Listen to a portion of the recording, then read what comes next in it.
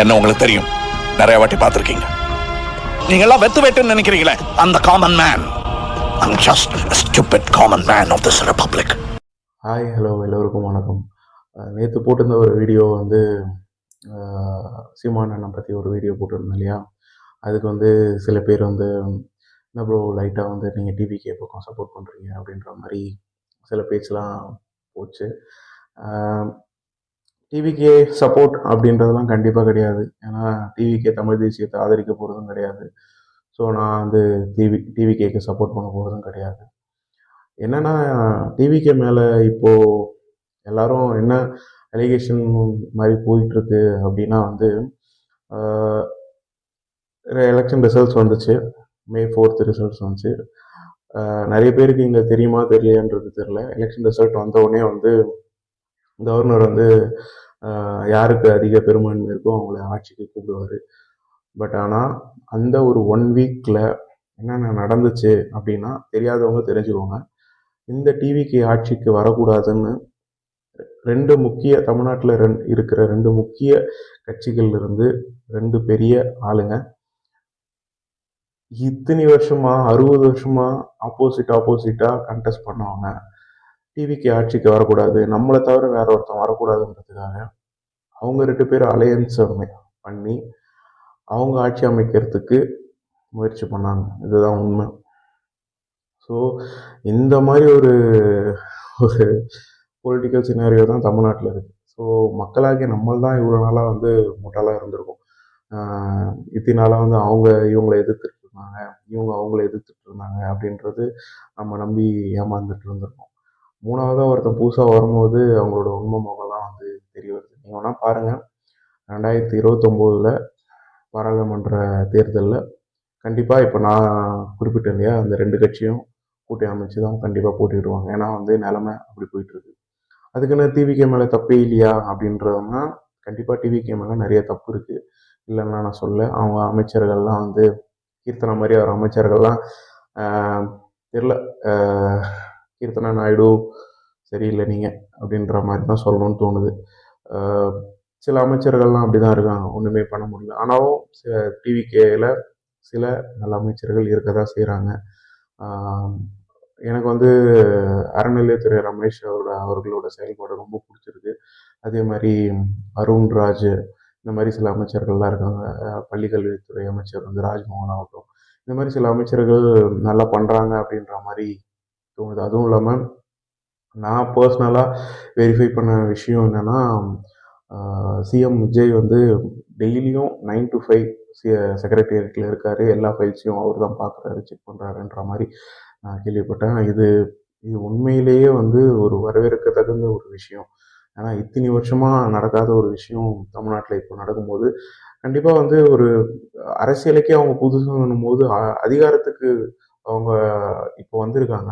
அப்போது அவங்களுக்கு ஒரு போதிய அவகாசம் கண்டிப்பாக கொடுத்தே ஆகும். ஆனால் ஏன் இப்போ இருக்கிற மக்கள் வந்து ஒரு பொறாமையில் அவங்களுக்கு அவகாசமே கொடுக்க மாட்டாங்க அப்படின்றது எனக்கு சுத்தமாக புரியவே இல்லை. இதில் என்ன கொடுமைனா, இவ்வளோ நாளாக வந்து இல்லை ப்ரோ நான் நியூட்ரல் அப்படின்னு சொன்னவங்களாம் டிஎம்கே ஐடி விங்கு ஒன்று பரப்புகிறான், அதை எடுத்து போட்டுட்டு உட்காந்துட்டு இருக்கானுங்க. டேய், 3 மாதத்துக்கு முன்னாடி அவனுங்க தான்டா நம்மளை எல்லாரும் கொடுமைப்படுத்திட்டு இருந்தானுங்க. கடைசியில் அவனுங்க போடுறதெல்லாம் எடுத்து ஷேர் பண்ணக்கூடிய ஒரு நிலைமை உங்களுக்கு வந்துருச்சாடா அப்படின்ற மாதிரி தான் எனக்கு இருந்துச்சு. உனக்கு விஜய் பிடிக்காது, ஓகே பிடிக்காது, அவரோட அரசியல் உனக்கு பிடிக்காதுன்னா அதை வந்து நீ விமர்சி. அதுக்குன்னு அவன் ஒழுங்குன்ற மாதிரி அவனோட போஸ்ட்லாம் எடுத்து நீ போட்டுருந்தனா அவன் வரக்கூடாதுன்னு தான் தமிழக மக்கள் வந்து அவனை ஒதுக்கி வச்சிருக்காங்க. கடைசியில் நீ அவனோட விஜய் எதிர்க்கிறதுக்காக அவனையே தூக்கி எடுத்துட்டு வரேன்னா மறுபடியும் வந்து இந்த ஒரு குறிப்பிட்ட அரசியலுக்குள்ளதான் நம்ம சுத்திட்டு இருக்கோமோ அப்படின்ற மாதிரி தான் தோணுது. இதுதான் வந்து அதுக்குன்னு நான் வந்து நாம் தமிழர்களை விட்டு தாவேக்காக சப்போர்ட் பண்ணுறேன்னா அப்படின்லாம் இல்லவே இல்லை. தாவேக்காக கொஞ்சம் அவகாசம் கொடுக்கணும். நான் ஃபஸ்ட்டு ஒரு மாதத்துக்கு முன்னாடி போட்ட வீடியோலேயே நான் அதான் சொல்லியிருப்பேன். கண்டிப்பாக வந்து எனக்கு பர்சனலாக என்ன விஷயம்னா வந்து விஜய் நான் வந்து கண்டிப்பாக நல்லது பண்ணணும், அவருக்கு பர்சனலாக இந்த ஆட்சி வந்து மக்களுக்கு நல்லது பண்ணணும் அப்படின்ட்டு தான் அதுதான் வந்திருக்காரு அப்படின்றத நான் இதுவரையும் நான் நம்புகிறேன்.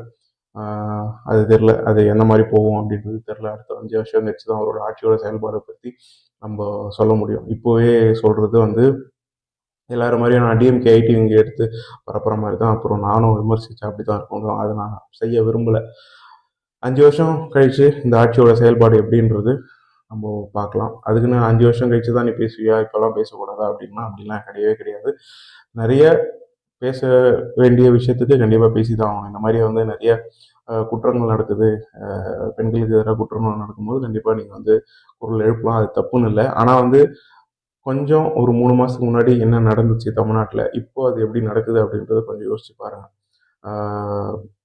ஒரு ஃபார் எக்ஸாம்பிள் சொல்கிறேன், எக்மோரில் வந்து ஒரு லேடி வந்து வீடியோ போட்டிருந்தாங்க, இந்த மாதிரி எதுவும் சரியில்லை அப்படின்ட்டு. அடுத்த நாள் ஒரு சிஎம் வந்து அங்கே வந்து விசிட் பண்ணுறாருன்னா கொஞ்சம் எல்லாமே நெகட்டிவாக பார்க்காதீங்கன்ற மாதிரி தான் நான் சொல்கிறேன்.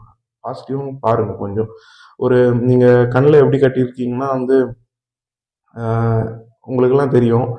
இதுக்கு முன்னாடி நான் எலெக்ஷனுக்கு முன்னாடி வந்து நான் எந்த அளவுக்கு டிவிக்கோட அரசியலை நான் எந்த அளவுக்கு ஆப்போஸ் பண்ணேன்றது கொஞ்சம் எல்லாருக்குமே தெரியும். ஆனால் அவங்க ஆட்சிக்கு வந்துட்டாங்க. நம்மளுக்கு பிடிச்சாலும் பிடிக்கலனாலும் அவங்க தான் நம்மளோட முதல்வர். அவங்க எப்படி பண்ணுறாங்கன்றது கொஞ்சம் அவகாசம் கொடுங்க. 5 வருஷம் கழிச்சு எப்படி இருந்தாலும் அவங்களோட ஆட்சியோட செயல்பாடு உங்களுக்கு தெரிய வரதான் போகுது.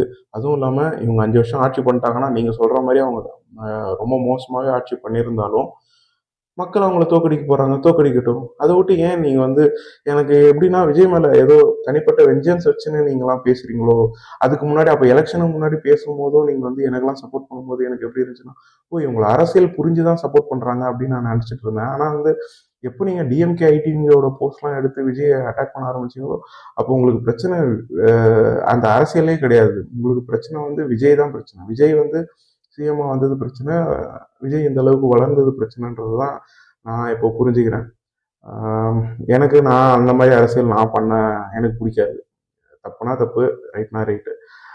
சீமானன்னா இப்போ பண்ணுறதுலாம் எனக்கு தப்பாக தான் தெரியுது. ஏன்னா வந்து இப்போது சில விஷயம்லாம் கேள்விப்படும் போது சில விஷயம்லாம் இப்போ சொல்ல வேணாம் அப்படின்ற மாதிரி பார்க்குறேன். அது மக்களுக்கு மொத்தமாக தெரிய வரும்போது தெரிய வரட்டும். அதுக்குன்ட்டு நான் வந்து இந்த கட்சியை சப்போர்ட் பண்ணுறேன் அப்படின்றதெல்லாம் இல்லை. அதுவும் இல்லாமல் சில பேர்லாம் வந்து கடைசியில் நீ வந்துட்டு பற்றியா அப்படின்ற மாதிரிலாம் சில பேர் பேசுகிறாங்க. சத்தியமாக அப்படிலாம் கிடையவே கிடையாது. சீமான் அண்ணன் இருந்தாலும் இல்லைனாலும் நான் தமிழ் தேசிய அரசியலுக்காக தான் நாம் தமிழர் கட்சிக்கு வந்தேன். கடைசி வரையும் நான் வந்து தமிழ் தேசிய அரசியலை தான் ஃபாலோ பண்ணுவேன். தமிழ் தேசிய அரசியலுக்காக தான் நான் கடைசி வரையும் இருப்பேன். இவ்வளோ தான் நான் சொல்ல விரும்பினேன் இந்த வீடியோவில். கொஞ்சம் டைம் கொடுங்க டிவிகே அரசுக்கு. எல்லாரும் வந்து பயங்கரமாக வந்து இப்போ பேசுகிறதுனால இது எவ்வளோ சேஞ்ச் ஆகிடுமா அப்படின்றதெல்லாம் கிடையாது. என்னென்னா என்ன பண்ணாலும் தப்பாக இருக்குது. அவர் மேரத்தான் ஓடினா ட்ரக்ஸ் ஒழிஞ்சிருமான்றாங்க, பஸ்ஸில் போனால் வந்து எல்லாம் இது விளம்பர அரசியல்ன்றாங்க. ஒரு மனுஷன் என்னதான் பண்ணுறதுன்னு தெரியல. எது பண்ணாலும் குறை சொல்கிற மாதிரி ஒரு நெகட்டிவிட்டி சமூகமாக வந்து விஜய்க்கு ஆல்ரெடி நிறைய நெகட்டிவிட்டிஸ் இருக்குது. அது சினிமாவில் நடிக்கும் போதே நாங்களாம் நிறையா ஃபேஸ் பண்ணியிருக்கோம். விஜய்க்கு எந்த அளவுக்கு ஒரு பாசிட்டிவ் ரசிகப்பட்ட அளவுக்கு அந்த அளவுக்கு நெகட்டிவாக இருக்கிறவங்களும் இருக்காங்க விஜய்க்கு எதிராக. ஸோ அது அரசியலையும் கண்டினியூ ஆகுதோ அப்படின்ற மாதிரி தான் எனக்கு தோணுது. இந்த நேரத்தில் வந்து நான் என்ன சொல்ல விரும்புகிறேன்னா வந்து ஒரு விஷயம் சரியாக இருந்ததுன்னா அதுக்கு நம்ம கூட இருக்கணும். அதுக்குன்ட்டு நம்ம ஈகோ இல்லை, நான் ஃபஸ்ட்டு ஒரு விஷயத்தை எடுத்துட்டேன் அதனால கடைசி வரைக்கும் நான் அவங்கள எதிர்ப்பேன் அப்படின்றது நியாயம் இல்லை. அவ்வளோதான் நான் சொல்ல விரும்புகிறேன். தேங்க்யூ.